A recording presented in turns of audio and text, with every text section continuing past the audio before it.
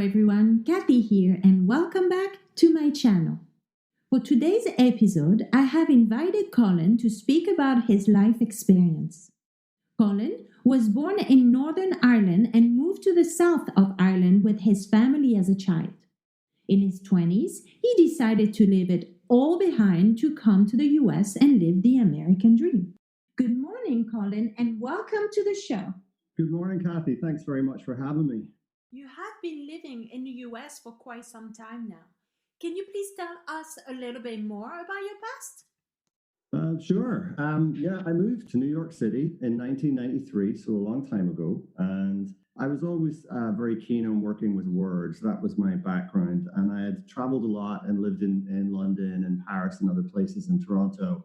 And then I got a Morrison visa, a green card to come to the US. And I was very lucky to get a job at a large advertising agency called Young and Rubicam.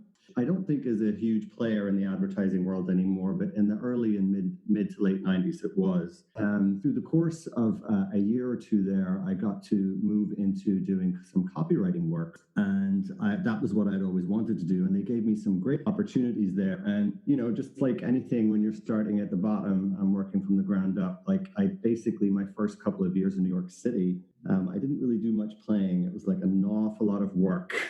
And I got to move into the creative department there and work as a copywriter. And then after about 3.5 years, I decided that I wanted to go and do my own thing. And I wanted to see if I had enough in my portfolio that I could maybe perhaps freelance and work with other agencies on many different pieces of business. And I took that very big and daunting step just about 3.5 years after arriving in New York. Is it when you moved to Pennsylvania? Is it that time, or did you stay in New York? I was in New York still at the time when I left, and I worked for myself in New York for 5 to 6 years as a freelancer. And then after that, I moved to Pennsylvania, and I've been in Pennsylvania ever since. That sounds really interesting. So now, did you open a marketing firm, or are you working on your own?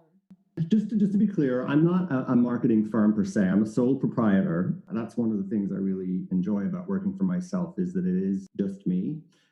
So I moved to Philadelphia for personal reasons. And I was a little concerned about moving too far away from New York because it took a little while for me to build up a client base. And back then, in my first couple of years of building my own business, most of them were based in New York. And I'm sure, like most New Yorkers know, even if you moved to Brooklyn or or Long Island, your clients in Manhattan think you live in a different country. Yeah. So I wanted to move to somewhere, another city like Philadelphia, which I did, where I could potentially build up my client base there. And then also keep my clients in New York because it's still only, an hour and 30 minutes on the train. Mm-hmm. But as it turned out, I was able to keep growing my business both here, New York, and internationally. So it all worked out pretty well. And at what time did you realize you had made the right decision to leave the corporate world and go on your own? That's a tough question to answer. Like I said previously, I've always been a kind of person who likes to sort of dance to the beat of their own drum. I'm not very good at having a boss. Yeah. And I much prefer to have a client because I feel like that relationship is a little more equitable. Like they're hiring me for something and I'm providing a service. But I think I did want to just go out. One, I wanted to see if I could do it on my own. I will freely admit, like the first 1.5 to 2 years, it's not easy. I mean, you take any work that you can, even if it's stuff you don't like, because you realize you need to make money. By this point, I had moved from writing into a kind of a niche area, which has become my specialty over the years, and that's brand naming. And I really, really enjoy that because I really love language, and that specifically works with words. So I just feel, again, to get back to your question, I just felt I was ready to leave the 9-to-5 structure behind. Even if I needed to work hard, I don't mind doing that when I'm working for myself. And so far, all these years later, it's still working. So what do you miss the most about the corporate life today? What could you say about it? That's interesting. I find that I don't miss very much. I think if there's one thing I would miss is it's very hard sometimes to measure if your clients really like you or what you do. Like, because, when you're in a corporate environment, you have measured protocols to sort of figure out how you're doing every year. Like you get a review that, and while it's great that you have a lot of repeat business and clients keep wanting to work with you, it's hard to figure out why. Sometimes very hard to get that audit, from a client like you would in a 9 to 5 or more of a corporate environment. What advice would you give to our listeners, all these people who would like to start their own business? I would advise that I really do believe, if you're happy what you're doing and really enjoy what you're doing in your career, I feel like for the most part, you can make that work. I will say that no matter how challenging that first year or 2 years might be, once you do get your business built up, I feel like those checks and balances all ultimately weigh out when you're self-employed and doing what you do. Just don't jump into it without thinking about it. Don't do it without planning it. Don't do it without trying to think about like what could go wrong and try to have some kind of cushion. And also don't think that you could maybe never go back to the corporate world, because that's something that you might have to do. And if you do, that doesn't have to be forever either. It might just be like a stopgap until you get something fixed or whatever in your own business. But always keep in mind that, if you're happy doing what you're doing, I think that shows in your work. You will ultimately, I think, be a success. That sounds very romantic, but for me, that seems to have worked. That's very good advice. Thank you, Colin.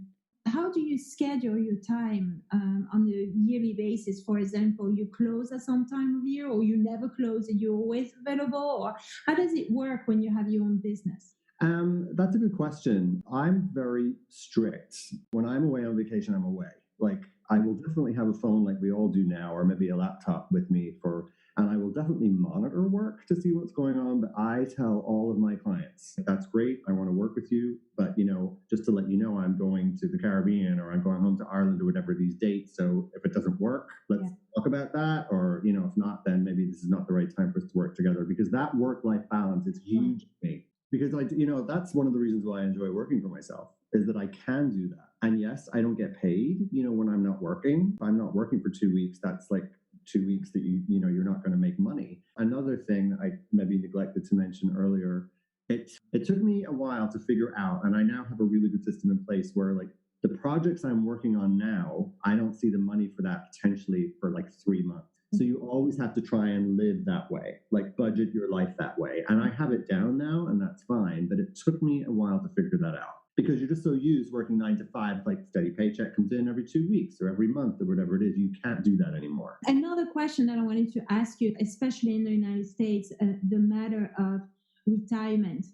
So when you build your 401k, you have to build it on your own. And also not just retirement, but also, I have a health insurance. I don't worry about it, but you have to worry about it on your own. So how does it work? Well, I'm incredibly lucky in that my partner's health insurance allows me to be on there, so that's great. So I don't have to worry about healthcare, which is a huge benefit. Before I met them, I was living in New York, and I had to keep up my COBRA payments from when I left, and that's a huge amount of money. Even back then, that was a lot. But you have to do it, So you have to budget for that, which is hard. The first year or two, I was living leanly some months just to make sure that like I had healthcare coverage, because it is hard. You're trying to juggle a lot of capital and do whatever to make your business work, but there are other things in life that you can't either. Yeah. And so what about age of retirement? This is something you will decide on your own then. Yes, and I am very much a doer. Like I'm one of those people who can't sit still. I don't really interact with many people except for when I present, live to clients. But I still very much am active, and I like to get out of the house. And it's very important for me to do that because I am here all the time. So I don't think I'm going to be one of those people, to live the lifestyle that we want to retire just yet. But I don't think we'll be doing that early. But I don't really mind that so much because of the way that my business model is. I think I could still keep doing this without it being really active, or, I'm here in a house, so I could still take on naming projects if I wanted to. The other thing is, while we were talking earlier about you want to escape, the sort of the structure of 9 to 5, or usually nowadays it's like 8 till 7 for a lot of people, particularly in New York.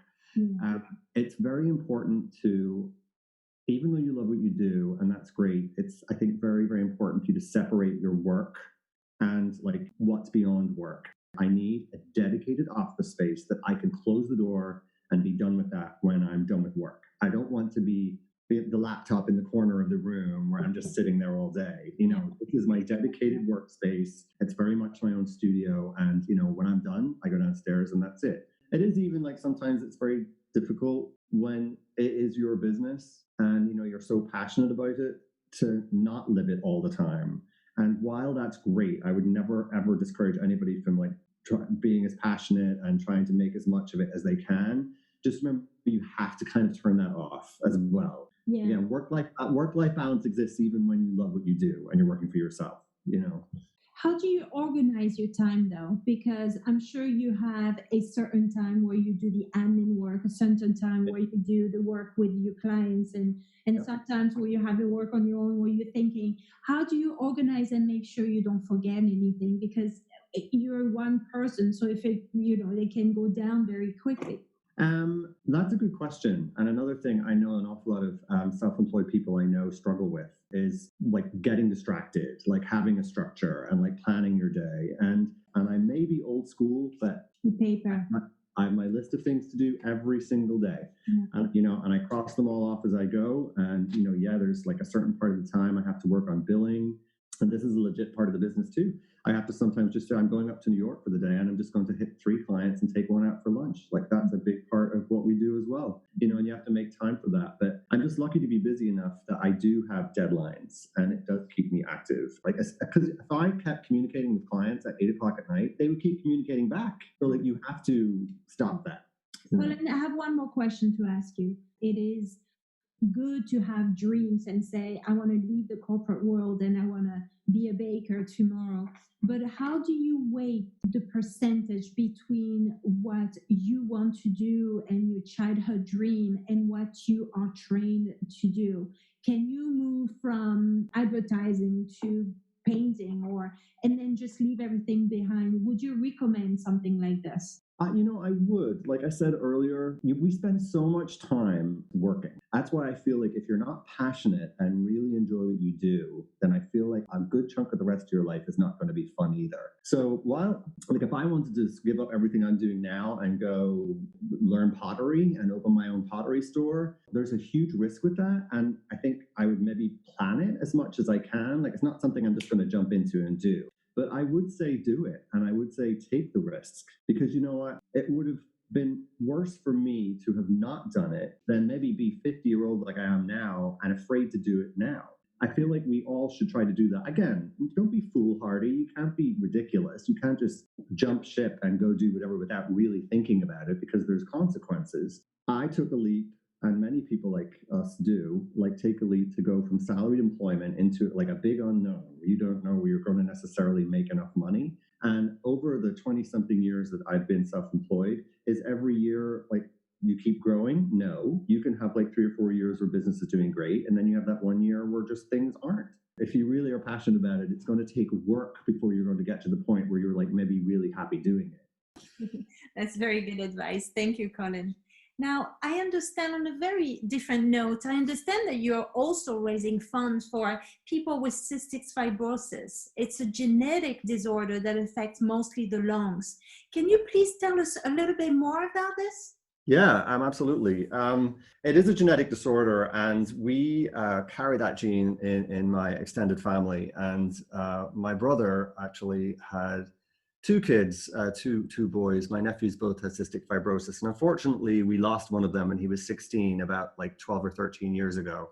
And my surviving nephew, Christopher, is doing very well and living and working back home in Ireland. But my brother and his wife have been very, very active in trying to raise funds for cystic fibrosis. And of course, everybody else in our family like to do anything to try and help do that too. And because I've become over the years like quite an avid runner, I've done some wacky things to try and like raise funds for cystic fibrosis. And that's what I can do, is try to utilize the sport that I enjoy to do it. And that ranges doing crazy Ironman distances, or ultimately at one time I ran 65 miles over 2 days to raise money for CF.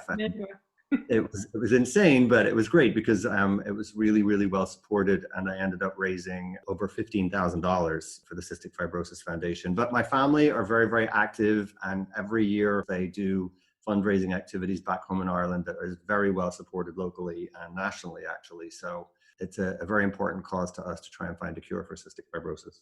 That sounds amazing. Thank you so much, Colin. I think that's it for today, and good luck on all your future endeavors. Thank you. Well, I just would like to, thanks very much, Kathy, for having me on. It's been great for you to have even the interest in talking to me. I wish you the best in your future endeavors. And all I would do is say to anybody out there is don't be afraid to take a calculated risk to go and do what you want to do, because it's really, really worth it. And like I said before, if you are happy doing what you're doing, you would be really surprised at how that really will affect other parts of your life. And it's not even all to do with money and what you're earning. I think you'll find it's just like if you're passionate and happy about what you're doing, you'll realize that some of these other things shift priorities. So I wish everyone out there that's listening, if they are thinking of doing something like this and taking a step, like, please do it. But it's a calculated risk, but it may very well pay off. And I wish you all lots of luck. Thank you. Thank you very much, Colin. And we'll see you very soon in Bunclody. Yes, I look forward to it. Thanks. Bye-bye. All right, bye. If you, just like Colin, would be interested in participating in one of our future recordings, if you have questions or if you would like to share your adventure, do contact me at bbunclody@gmail.com. Stay tuned for our next episode and always remember to enjoy your life.